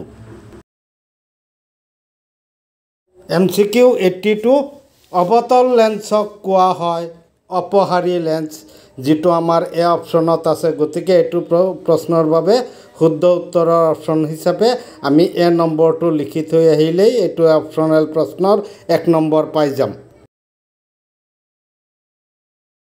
MCQ 83 লেন্সৰ প্ৰতিফলক পৃষ্ঠ দুটা যি দুটা গোলকৰ অংশ এই গোলকৰ কেন্দ্ৰক কোৱা হয় ভাঁজ কেন্দ্ৰ অৰ্থাৎ অপশ্যন চিটো আমি ইয়াত শুদ্ধ উত্তৰৰ অপশ্যন হিচাপে আগবঢ়াম MCQ 84 লেন্সৰ ভাঁজ কেন্দ্ৰ দুটাৰ মাজেদি কল্পনা কৰা ৰেখাক কোৱা হয় মুখ্য অক্ষ গতিকে ইয়াত ডি অপশ্যনটো আমি শুদ্ধ উত্তৰৰ অপশ্যন হিচাপে আগবঢ়ালেই হৈ যাব 177 পেজৰ প্ৰথম পেৰাগ্ৰাফ লেন্সৰ মধ্যবিন্দুটো ইয়াৰ আলোক কেন্দ্ৰ লেন্সৰ আলোক কেন্দ্ৰৰ মাজেৰে যোৱা ৰশ্মিৰ বিচ্যুতি নঘটে গোলাকাৰ লেন্সৰ ঘূৰণীয়া ঘেৰটোৰ কাৰ্যকৰী ব্যাহকে লেন্সৰ গবাক্ষ বা ছিদ্ৰ বোলে এই অধ্যায়ত আমাৰ আলোচনা ভাঁজ ব্যাসাৰ্ধতকৈ যথেষ্ট সৰু গবাক্ষ লেন্সতে সীমিত ৰাখিম এনে লেন্সক সৰু গবাক্ষৰ ক্ষীণ লেন্স বোলে এইখিনি আলোচনাৰ ওপৰত ভিত্তি কৰি আগবঢ়োৱা MCQ খিনি চাই লওঁ MCQ 85 লেন্সৰ মধ্যবিন্দুটোক কোৱা হয় আলোক বিন্দু যেটো আমাৰ বি অপশ্যনত আছে গতিকে অপশ্যন বি2 ইয়াত আমি শুদ্ধ উত্তৰৰ অপশ্যন হিচাপে আগবঢ়ালেই হ'ল লেন্সৰ কোনটো বিন্দুৰ মাজেৰে যোৱা পোহৰ ৰশ্মিৰ বিচ্যুতি নঘটে আলোক বিন্দু ইয়াত 86 নম্বৰৰ শুদ্ধ উত্তৰৰ অপশ্যনটো হ'ব অপশ্যন বি আমি লিখি থৈ আহিলেই হৈ যাব MCQ 87 গোলাকাৰ লেন্সৰ ঘূৰণীয়া ঘেৰটোৰ কাৰ্যকৰী ব্যাহক কোৱা হয় গবাক্ষ বা ছিদ্ৰ যেটো আমাৰ এ অপশ্যনত আছে গতিকে অপশ্যন এটোই হ'ব এইটো প্ৰশ্নৰ শুদ্ধ উত্তৰৰ অপশ্যনটো MCQ 88 ভাঁজ ব্যাসাৰ্ধতকৈ যথেষ্ট সৰু গবাক্ষৰ লেন্সক কোৱা হয় ক্ষীণ লেন্স ইয়াত ডি অপশ্যনটো আমি শুদ্ধ উত্তৰৰ অপশ্যন হিচাপে আগবঢ়ালেই হৈ যাব মুখ্য অক্ষৰ সমান্তৰাল পোহৰৰ কেইবাটাও ৰশ্মি উত্তৰ লেন্সত পৰিছে এই ৰশ্মিসমূহ লেন্সত ঘটা প্ৰতিহৰণৰ পিছত মুখ্য অক্ষৰ এটা বিন্দুলৈ অভিসাৰী হৈছে মুখ্য অক্ষৰ এই বিন্দুটোক মুখ্য ফকাছ বোলে মুখ্য অক্ষৰ সমান্তৰালকৈ অহা পোহৰ ৰশ্মি কেইবাটাও লেন্সত পৰিছে লেন্সত ঘটা প্ৰতিহৰণৰ পিছত এই ৰশ্মিসমূহ মুখ্য অক্ষৰ এটা বিন্দুৰ পৰা অপসাৰী হোৱা যেন লাগে মুখ্য অক্ষত থকা এই বিন্দুটোকে অৱতল লেন্সৰ মুখ্য ফকাছ বোলে লেন্সৰ আলোক কেন্দ্ৰৰ পৰা মুখ্য ফকাছৰ দূৰত্বক ইয়াৰ ফকাছ দৈৰ্ঘ্য বুলি কোৱা হয় লেন্সৰ অৱস্থান আৰু সূৰ্যৰ প্ৰতিবিম্বৰ অৱস্থানৰ মাজৰ দূৰত্বই মোটামুটিভাৱে লেন্সখনৰ ফকাছ দৈৰ্ঘ্য সূচায় এতিয়া আমি এইখিনিৰ ওপৰত ভিত্তি কৰি আগবঢ়োৱা MCQ খিনি চাই লওঁ MCQ 89 মুখ্য অক্ষৰ সমান্তৰাল পোহৰ ৰশ্মি উত্তৰ লেন্সত প্ৰতিহৰিত হৈ মুখ্য অক্ষৰ যেটো বিন্দুত কাটে তাক কোৱা হয় মুখ্য ফকাছ যেটো আমাৰ সি অপশ্যনত আছে গতিকে অপশ্যন চিটোই এইটো প্ৰশ্নৰ বাবে শুদ্ধ উত্তৰৰ অপশ্যনটো লিখিলেই হৈ যাব MCQ 90 মুখ্য অক্ষৰ সমান্তৰাল পোহৰ ৰশ্মি অৱতল লেন্সত প্ৰতিহৰিত হৈ মুখ্য অক্ষৰ যেটো বিন্দুৰ পৰা অহা যেন লাগে তাক কোৱা হয় মুখ্য ফকাছ ইয়াতো আমাৰ অপশ্যন চিটোই হ'ব শুদ্ধ উত্তৰৰ অপশ্যন MCQ 91 লেন্সৰ আলোক কেন্দ্ৰৰ পৰা মুখ্য ফকাছৰ দূৰত্বক কোৱা হয় ফকাছ দূৰত্ব ইয়াক এফ আখৰেৰে বুজোৱা হয় ইয়াত অপশ্যন এটো আমাৰ শুদ্ধ উত্তৰৰ অপশ্যন হিচাপে আগবঢ়ালেই বা লিখি থৈ আহিলেই হৈ যাব MCQ 92 লেন্সৰ আলোক কেন্দ্ৰৰ পৰা ভাঁজ কেন্দ্ৰৰ দূৰত্বক কোৱা হয় ভাঁজ ব্যাসাৰ্ধ যেটো উত্তৰ আমাৰ বি অপশ্যনত আছে গতিকে ইয়াত আমি বি অপশ্যনটো এই প্ৰশ্নৰ বাবে শুদ্ধ উত্তৰৰ অপশ্যন হিচাপে আগবঢ়াই থৈ আহিলেই হৈ যাব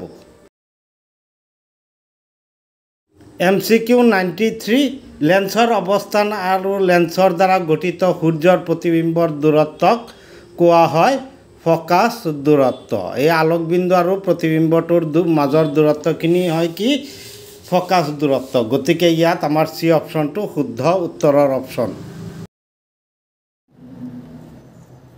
178 পেজৰ লক্ষ্যবস্তুৰ ভিন ভিন অৱস্থানৰ বাবে উত্তৰ লেন্সৰ এই তালিকাটো দিয়া আছে। এই তালিকাটোলৈ চোৱা। অহিমত ফ'কাছটোত এই দুটাৰ সাপেক্ষে দুটা প্ৰশ্ন আগবঢ়াইছোঁ আৰু এইটো সাপেক্ষে এইখিনিৰ লগত সংগতি ৰাখি এটা মুঠ 3টা প্ৰশ্ন এই লাইনটোৰ পৰা আগবঢ়াইছোঁ।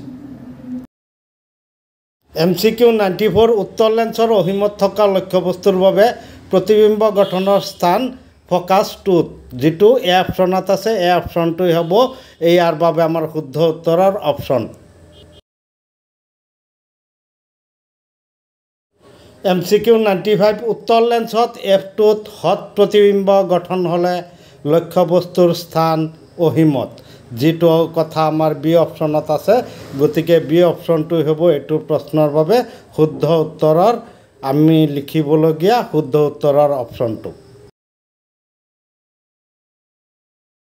MCQ 96 উত্তৰ লেন্সৰ অহিমৰ লক্ষ্যবস্তুৰ বাবে প্ৰতিবিম্বৰ প্ৰকৃতি হট, ওলোটা আৰু সংকুচিত, যিটো আমাৰ চি অপশ্যনত আছে। গতিকে অপশ্যন চিটো আমাৰ এইটো প্ৰশ্নৰ বাবে শুদ্ধ উত্তৰৰ অপশ্যন লিখিব লাগিব। এতিয়া দ্বিতীয় লাইনটো লক্ষ্যবস্তুৰ অৱস্থান 2F1ৰ পৰা আঁতৰত আৰু প্ৰতিবিম্বৰ স্থান F2 আৰু 2F2ৰ মাজত সংকুচিত, হট আৰু ওলোটা। এইখিনি এইটো লাইনৰ এইটোৰ লগত এইটো, এইটোৰ লগত এইটো, এইটোৰ লগত এইখিনি সম্পৰ্কিত কৰি 3টা MCQ আগবঢ়াইছোঁ। MCQ 97 উত্তৰ লেন্সত F2 আৰু 2F2ৰ মাজত হট প্ৰতিবিম্ব এটা গঠন হ'বলৈ লক্ষ্যবস্তুটো ৰাখিব লাগিব 2F1 আৰু অহিমৰ মাজত। গতিকে ইয়াত অপশ্যন চিটো অপশ্যন বিটো আমাৰ শুদ্ধ উত্তৰৰ অপশ্যন। MCQ 98 উত্তৰ লেন্সত F1 আৰু অহিমৰ মাজত ৰখা লক্ষ্যবস্তুৰ বাবে প্ৰতিবিম্ব গঠনৰ স্থান হ'ব F2 আৰু 2F2ৰ মাজত, অৰ্থাৎ ডি অপশ্যনটো আমাৰ ইয়াত শুদ্ধ উত্তৰৰ অপশ্যন হিচাপে আগবঢ়ালেই হৈ যাব। MCQ 99 উত্তৰ লেন্সৰ F1 আৰু অহিমৰ মাজত ৰখা লক্ষ্যবস্তুৰ বাবে প্ৰতিবিম্বৰ প্ৰকৃতি হ'ব হট, ওলোটা আৰু সংকুচিত, যিটো আমাৰ চি অপশ্যনত আছে। গতিকে ইয়াত অপশ্যন চিটো শুদ্ধ উত্তৰৰ অপশ্যন হিচাপে আগবঢ়ালেই হৈ যাব। এতিয়া আমি এই প্ৰথম দুটা লাইনৰ পৰা এইখিনিৰ লগত এইখিনি আমি সম্পৰ্ক কৰি পেলাই আৰু দুটা MCQ আগবঢ়াইছোঁ। এই MCQ দুটা চাই লওঁ। MCQ 100 উত্তৰ লেন্সত হট সংকুচিত প্ৰতিবিম্ব পাবলৈ লক্ষ্যবস্তুটো ৰাখিব লাগিব 2F1ৰ বাহিৰত, যিটো আমাৰ বি অপশ্যনত আছে। গতিকে ইয়াত অপশ্যন বিটোৱেই হ'ব এই প্ৰশ্নটোৰ শুদ্ধ উত্তৰ। MCQ 101 উত্তৰ লেন্সত 2F2 আৰু F2ৰ মাজত আৰু F2ত গঠন হোৱা প্ৰতিবিম্বৰ আকাৰ সদায় কি হ'ব? সংকুচিত হ'ব। গতিকে ইয়াত এই অপশ্যনটো আমাৰ শুদ্ধ উত্তৰৰ অপশ্যনটো। 170 পেজৰ তালিকাৰ যিটো লক্ষ্যবস্তুৰ স্থান 2F1ত প্ৰতিবিম্বৰ স্থান 2F2ৰ এইটোৰ লগত এইটো, এইটোৰ লগত এইটো সম্পৰ্কিত কৰি দুটা লক্ষ্যবস্তুৰ সমান আকাৰৰ কথাটো এইখিনিৰ লগত হট আৰু ওলোটা এইখিনিৰ লগত সম্পৰ্কিত কৰি দুটা মুঠ 4টা MCQ আগবঢ়াইছোঁ। এই 4টা MCQ আমি চাই লওঁ। MCQ 102 উত্তৰ লেন্সৰ ভাঁজকেন্দ্ৰত ৰখা লক্ষ্যবস্তুৰ বাবে প্ৰতিবিম্বৰ প্ৰকৃতি হট, ওলোটা লক্ষ্যবস্তুৰ সমান, যিটো আমাৰ ডি অপশ্যনত আছে। গতিকে ইয়াত অপশ্যন ডিটোৱেই হ'ব শুদ্ধ উত্তৰৰ অপশ্যনটো। MCQ 103 উত্তৰ লেন্সে হট, ওলোটা আৰু লক্ষ্যবস্তুৰ সমান আকাৰৰ প্ৰতিবিম্ব গঠন কৰে। লক্ষ্যবস্তুৰ স্থান হ'ব 2F1ত। গতিকে ইয়াত অপশ্যন বিটো হ'ব আমাৰ শুদ্ধ উত্তৰৰ অপশ্যনটো। MCQ 104 উত্তল দাপনে 2F2ত হট প্ৰতিবিম্ব দিয়ে। লক্ষ্যবস্তুৰ স্থান 2F1ত। ইয়াত চি অপশ্যনটো হ'ব শুদ্ধ উত্তৰৰ অপশ্যনটো লিখি থৈ আহিলেই হৈ যাব। MCQ 105 উত্তৰ লেন্সৰ 2F1ত ৰখা লক্ষ্যবস্তুৰ বাবে প্ৰতিবিম্বৰ স্থান হ'ব 2F2 গতিকে ইয়াত ডি অপশ্যনটো শুদ্ধ উত্তৰৰ অপশ্যন হিচাপে আগবঢ়ালেই হৈ যাব এতিয়া আমি F1 লক্ষ্যবস্তুৰ স্থান F1 আৰু 2F1ৰ মাজত প্ৰতিবিম্বৰ স্থান 2F2ৰ পৰা আঁতৰাত প্ৰতিবিম্বৰ আপেক্ষিক আকাৰ বিবৰ্ধিত হদ আৰু ওলোটা এই লাইনটোৰ এইখিনি কথাৰ ওপৰত ভিত্তি কৰি তিনিটা MCQ আগবঢ়াইছোঁ এই তিনিটা MCQ আমি চাই লওঁ MCQ 106 উত্তৰ লেন্সৰ F1 আৰু 2F1ৰ মাজত ৰখা লক্ষ্যবস্তুৰ বাবে প্ৰতিবিম্বৰ স্থান অহিম আৰু 2F2ৰ মাজত গতিকে ইয়াত বি অপশ্যনটো আমাৰ শুদ্ধ উত্তৰৰ অপশ্যন হিচাপে লিখি থৈ আহিলেই হৈ যাব MCQ নম্বৰ 107 উত্তৰ লেন্সে 2F2 আৰু অহিমৰ মাজত হদ প্ৰতিবিম্ব গঠন কৰে লক্ষ্যবস্তুৰ স্থান 2F1 আৰু F1ৰ মাজত হ'ব যেটো আমাৰ ডি অপশ্যনত আছে গতিকে অপশ্যন ডিটোই হ'ব এটো প্ৰশ্নৰ শুদ্ধ উত্তৰৰ অপশ্যনটো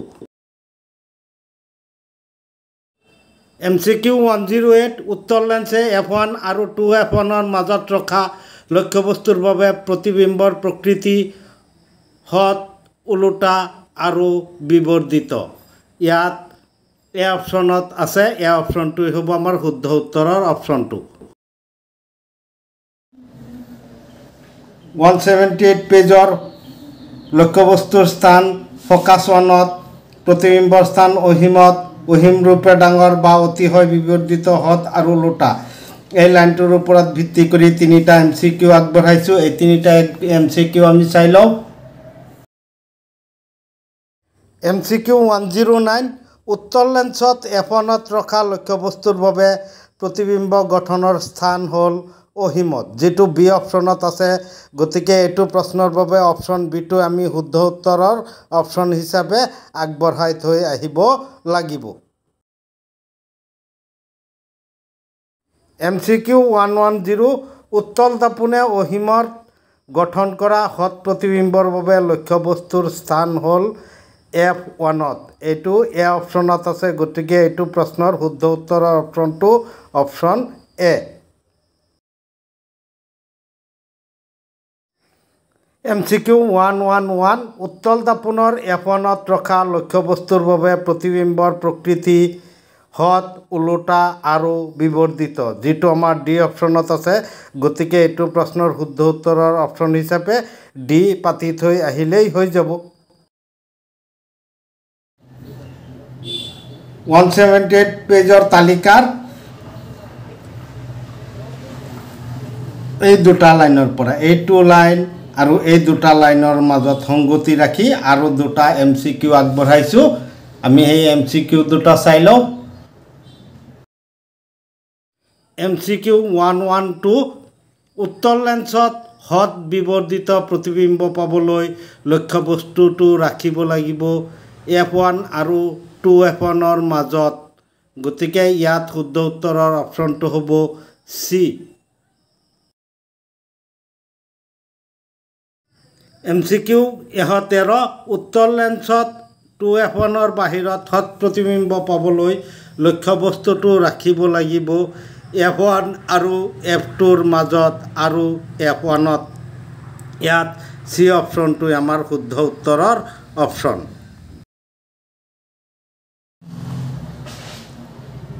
178 পেজৰ লক্ষ্যবস্তুৰ স্থান ফকাছ F1 আৰু আলোক কেন্দ্ৰ ওৰ মাজত হ'লে লক্ষ্যবস্তুৰ এই হৈতে লেন্সৰ একেফালে প্ৰতিবিম্বৰ স্থান বিবৰ্ধিত অহদ আৰু থিয় এই কথাখিনি এইটো লাইনৰ ওপৰত ভিত্তি কৰি চাৰিটা MCQ আগবঢ়াইছোঁ আমি এই চাৰিটা MCQ চাই লওঁ MCQ 114 উত্তৰ লেন্সত অহদ প্ৰতিবিম্ব পাবলৈ লক্ষ্যবস্তুটো ৰাখিব লাগিব F1 আৰু আলোকবিন্দু ওৰ মাজত ইয়াত বি অপশ্যনটো আমি শুদ্ধ উত্তৰৰ অপশ্যন হিচাপে আগবঢ়াই থৈ আহিলেই হৈ যাব MCQ 115 উত্তৰ লেন্সত F1 আৰু আলোকবিন্দু Oৰ মাজত লক্ষ্যবস্তুৰ বাবে প্ৰতিবিম্বৰ প্ৰকৃতি অহত থিয় আৰু বিবৰ্ধিত যেটো আমাৰ অপচন এত আছে গতিকে এইটো প্ৰশ্নৰ শুদ্ধ উত্তৰ অপচনটো হ'ল এ MCQ 116 উত্তৰ লেন্সত F1 আৰু আলোকবিন্দু Oৰ মাজৰ লক্ষ্যবস্তুৰ বাবে প্ৰতিবিম্বৰ স্থান লক্ষ্যবস্তুৰ ফালে প্ৰতিবিম্ব গঠিত হ'ব MCQ 117 উত্তল দাপনত অহত প্ৰতিবিম্ব পাবলৈ লক্ষ্যবস্তুৰ স্থান F1 আৰু আলোকবিন্দু Oৰ মাজত যেটো আমাৰ সি অপচনত আছে গতিকে অপচন সিটো হ'ব ইয়াত শুদ্ধ উত্তৰ এতিয়া আমাৰ সন্মুখত আছে 179 পেজৰ অবতল লেন্সে গঠন কৰা বিভিন্ন দূৰত্বৰ লক্ষ্যবস্তুৰ বাবে যেটো তালিকা দিছে অহিমত হলে প্ৰতিবিম্বৰ স্থান F1ত প্ৰতিবিম্বৰ আকাৰ অতি হয় সংকুচিত বিন্দু আকাৰৰ প্ৰতিবিম্বৰ প্ৰকৃতি অহত আৰু থিয় তাৰ পিছত অহিম আৰু লেন্সৰ আলোক কেন্দ্ৰৰ মাজত যেতিয়া প্ৰতিবিম্ব থাকিব লক্ষ্যবস্তু থাকিব প্ৰতিবিম্বটো আলোক কেন্দ্ৰ আৰু F1ৰ মাজত গঠন হ'ব সংকুচিত অহত আৰু ওলোটা একিনিৰ ওপৰত ভিত্তি কৰি কেইটামান MCQ আগবঢ়াইছো এতিয়া আমি হেই MCQ কেইটা চাই লও MCQ 118 অবতল লেন্সে গঠন কৰা প্ৰতিবিম্বৰ প্ৰকৃতি হয় অহত থিয় আৰু সংকুচিত যেটো আমাৰ বি অপচনত আছে গতিকে ইয়াৰ শুদ্ধ উত্তৰৰ অপচনটো হ'ব বি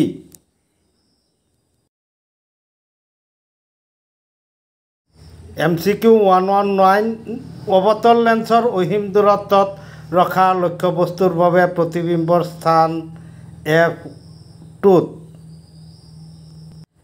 গতিকে ইয়াত সি অপচনটো হ'ব আমাৰ শুদ্ধ উত্তৰৰ অপচনটো MCQ 120 অবতল লেন্সৰ F1ত গঠন হোৱা প্ৰতিবিম্বৰ বাবে লক্ষ্যবস্তুৰ স্থান হ'ল অহিম দূৰত্বত যেটো আমাৰ এ অপচনত উল্লেখ আছে গতিকে ইয়াত অপচন এটো হ'ব এই প্ৰশ্নটোৰ বাবে শুদ্ধ উত্তৰৰ লিখিবলগীয়া আনসাৰ MCQ 121 অবতল লেন্সৰ O আৰু অহিমৰ মাজত ৰখা আলোকবিন্দু O আৰু অহিমৰ মাজত ৰখা লক্ষ্যবস্তুৰ বাবে প্ৰতিবিম্ব গঠনৰ স্থান F1 আৰু 2F1ৰ মাজত লক্ষ্যবস্তুৰ ফালে MCQ 122 অবতল লেন্সত আলোকবিন্দু O আৰু F1ৰ মাজত অহত প্ৰতিবিম্ব গঠন হ'বলৈ লক্ষ্যবস্তুৰ স্থান হ'ল আলোকবিন্দু O আৰু অহিমৰ মাজৰ যিকোনো স্থানত গতিকে অপচন ডি টো আমাৰ ইয়াত শুদ্ধ উত্তৰ 181 পেজৰ লেন্সৰ সূত্ৰ আৰু বিবৰ্ধন ইয়াত লেন্সৰ সূত্ৰটোৰ ওপৰত ভিত্তি কৰি এটা MCQ আগবঢ়াইছো আমি MCQ টো চাই লও MCQ 123 গোলাকাৰ লেন্সৰ ফোকাস দৈৰ্ঘ্য F আৰু লক্ষ্যবস্তুৰ দূৰত্ব U আৰু প্ৰতিবিম্বৰ দূৰত্ব V হলে ইহতৰ মাজৰ সম্পৰ্কটো হ'ল 1/f = 1/v - 1/u যেটো আমাৰ ডি অপচনত আছে গতিকে ইয়াত আমাৰ ডি অপচনটো শুদ্ধ উত্তৰৰ অপচন হিচাপে আগবঢ়াব লাগিব 182 পেজৰ লেন্সৰ বিবৰ্ধনৰ ওপৰত ভিত্তি কৰি এটা MCQ আগবঢ়াইছো আমি এই MCQ টো চাই লও MCQ 124 গোলাকাৰ লেন্সৰ বাবে বিবৰ্ধন M লক্ষ্যবস্তুৰ দূৰত্ব U আৰু প্ৰতিবিম্বৰ দূৰত্ব V ৰ সম্পৰ্ক M = V/U যেটো আমাৰ এ অপচনত আছে গতিকে ইয়াত এ অপচনটোই হ'ব আমি লিখিবলগীয়া শুদ্ধ উত্তৰ লেন্সৰ ক্ষমতা 183 পেজৰ লেন্সৰ পোহৰশ্মিক অবিহাৰী আৰু অপহাৰী কৰা সামৰ্থ্যকে ইয়াৰ ফোকাস দৈৰ্ঘ্যৰ ওপৰত নিৰ্ভৰ কৰে কম ফোকাস দৈৰ্ঘ্যৰ বাবে কম হ'ব বেছি ফোকাস দৈৰ্ঘ্যৰ বাবে বেছি হ'ব অতি কম ফোকাস দৈৰ্ঘ্যৰ অবতল লেন্স এখনে বেছি ফোকাস দৈৰ্ঘ্যৰ লেন্স এখনৰ তুলনাত অধিক অপহাৰী হ'ব লেন্স এখনে পোহৰশ্মিক কি মাত্ৰাত অপহাৰী বা অবিহাৰী কৰিছে ক্ষমতাৰে প্ৰকাশ কৰা হয় লেন্স এখনৰ ক্ষমতা হ'ল লেন্সখনৰ ফকাছ দৈৰ্ঘ্যৰ ব্যস্ত ভগ্নাংশ P = 1/f। ইয়াৰ লগতে 184 পেজৰ ক্ষমতাৰ SI একক ডায়োপ্টাৰ 1 মিটাৰ ফকাছ দৈৰ্ঘ্যৰ লেন্স এখনৰ ক্ষমতা 1 ডায়োপ্টাৰ। লেন্স এখনৰ ক্ষমতা 2D। ইয়াৰ অৰ্থ যে লেন্সখন উত্তল আৰু ফকাছ দৈৰ্ঘ্য 0.5 মিটাৰ। এইখিনিৰ ওপৰত ভিত্তি কৰি আগবঢ়োৱা MCQ খিনি চাই লওঁ। MCQ 125 গোলাকাৰ দাপোন লেন্স এখনে পোহৰ ৰশ্মি অবিহাৰী বা অপহাৰী কৰিব পৰা সামৰ্থ্যকে কোৱা হয় লেন্সৰ ক্ষমতা, যেটো আমাৰ C অপশ্যনত আছে। গতিকে অপশ্যন C আমি ইয়াত শুদ্ধ উত্তৰ হিচাপে আগবঢ়াব লাগিব। MCQ 126 লেন্স এখনৰ ক্ষমতা হ'ল লেন্সৰ ফকাছ দৈৰ্ঘ্যৰ প্ৰতিমান। গতিকে ইয়াত অপশ্যন এটো আমি শুদ্ধ উত্তৰ হিচাপে আগবঢ়াব লাগিব, কাৰণ ইয়াত আমাৰ কি আছে লেন্সৰ ফকাছ দৈৰ্ঘ্যৰ প্ৰতিমান লিখা আছে। MCQ 127 লেন্সৰ ক্ষমতাৰ SI একক, মানে লেন্স এখনৰ ক্ষমতাৰ SI এককটো হ'ল ডায়োপ্টাৰ। এই ডায়োপ্টাৰটো এ অপশ্যনত লিখা আছে। গতিকে 127 প্ৰশ্নৰ বাবে শুদ্ধ অপশ্যন হিচাপে 1 বঢ়ালে এইটো প্ৰশ্নৰ 1 নম্বৰ আমি পাই যাম।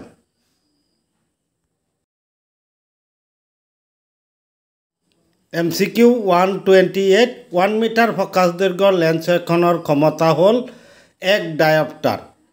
এই 1 ডায়োপ্টাৰ বি অপশ্যনত লিখা আছে। গতিকে এইটো প্ৰশ্নৰ শুদ্ধ উত্তৰৰ অপশ্যন হিচাপে আমি অপশ্যন বি পাঠি থৈ আহিলেই হৈ যাব। এতিয়া আমাৰ সন্মুখত আছে MCQ 129 পোহৰ বায়ুৰ পৰা 1.5 প্ৰতিসৰণংকৰ কাছত প্ৰৱেশ কৰিছে। শূন্যত পোহৰৰ দ্ৰুতি 3 × 10⁸ মিটাৰ পাৰ ছেকেণ্ড হ'লে কাছত পোহৰৰ দ্ৰুতি হ'ব, আমি এইটো কি জানো, প্ৰতিসৰণংক 1.5 = কি হয় বায়ুত পোহৰৰ দ্ৰুতি, যেটো শূন্যত পোহৰৰ দ্ৰুতি 10⁸ বাই মাধ্যমত পোহৰৰ দ্ৰুতি v। গতিকে ভিটো ইয়াত লৈ গ'লে v = 3 × 10⁸ ডিভাইডেড বাই 1.5। এতিয়া আমি ইয়াত 30/15 × 10⁸ 15 ইয়াত 2 বাৰ 2 × 10⁸ মিটাৰ পাৰ ছেকেণ্ড, যেটো আমাৰ C অপশ্যনত আছে। গতিকে এইটো প্ৰশ্নৰ শুদ্ধ উত্তৰৰ অপশ্যনটো হ'ল C। এতিয়া আমাৰ সন্মুখত আছে MCQ 130। এতিয়া কি কৈছে, উত্তৰ লেন্স এখনে বেজি এটাৰ হত ওলোটা লক্ষ্যবস্তুৰ সমান, হত ওলোটা লক্ষ্যবস্তুৰ সমান, তাৰ মানে হত প্ৰতিবিম্ব হ'লে -1 হয়, সমান প্ৰতিবিম্ব কি কৰিছে 50 সেন্টিমিটাৰ দূৰত্বত গঠন কৰিছে। B = 50 centimetre. গতিকে আমি কি জানো V/U = -1, এমৰ মান লেন্সৰ কাৰণে V/U। এতিয়া আমি ইয়াৰ পৰা কি পাওঁ V = -U or U = -V Vৰ মান -50 সেন্টিমিটাৰ। গতিকে -50 সেন্টিমিটাৰটো এ অপশ্যনত আছে। গতিকে এইটো প্ৰশ্নৰ শুদ্ধ উত্তৰৰ অপশ্যনটো হ'ল এ। এতিয়া আমাৰ সন্মুখত আছে MCQ 131 2 মিটাৰ ফকাছ দৈৰ্ঘ্যৰ অৱতল লেন্স এখনৰ ক্ষমতা নিৰ্ণয় কৰা। অৱতল লেন্সৰ F = -2 মিটাৰ, যাতে ক্ষমতা P = 1/f = 1/-2 = -0.5। গতিকে এই অপশ্যনটো আমাৰ বিত আছে। গতিকে বি অপশ্যনটোই হ'ব এই প্ৰশ্নটোৰ শুদ্ধ উত্তৰৰ অপশ্যন। এতিয়া আমাৰ সন্মুখত আছে MCQ 132 -2D ক্ষমতাৰ লেন্স এখনৰ ফকাছ দৈৰ্ঘ্য কিমান। P = 1/f। গতিকে -2 = 1/f or f = 1/-2 = 0.5 -0.5 metre = 50 centimetre. এহদি পূৰণ কৰি দিলে আমাৰ কি হৈ যাব 2 ঘৰ সুফালে দশমিকটো যাবগৈ অৰ্থাৎ 50 সেন্টিমিটাৰ যেটো আমাৰ ডি অপশনত আছে আমাৰ ডি অপশনটোই এইটো প্ৰশ্নৰ শুদ্ধ উত্তৰ অপশন হিচাপে আগবঢ়ালেই হল মৰমৰ ছাত্ৰ-ছাত্ৰীসকল ভিডিঅ'টো চাই ভাল লাগিছে যদি এটা লাইক এটা কমেন্ট নিশ্চয় কৰিবা বন্ধুসকলৰ লগত যিমান পাৰা ভিডিঅ'টো শ্বেয়াৰ কৰিবা লগতে চেনেলটো সাবস্ক্ৰাইব কৰি বেল নোটিফিকেশনটো টিপি দিবা যাতে নতুন নতুন ভিডিঅ'ৰ নোটিফিকেশনবিলাক লগে লগে পাই যোৱা ভিডিঅ'ৰ ডেসক্ৰিপশনত আটাইবোৰ অধ্যায়ৰ লগতে MCQৰ প্ৰশ্ন উত্তৰৰ লিংক দিয়া হৈ আছে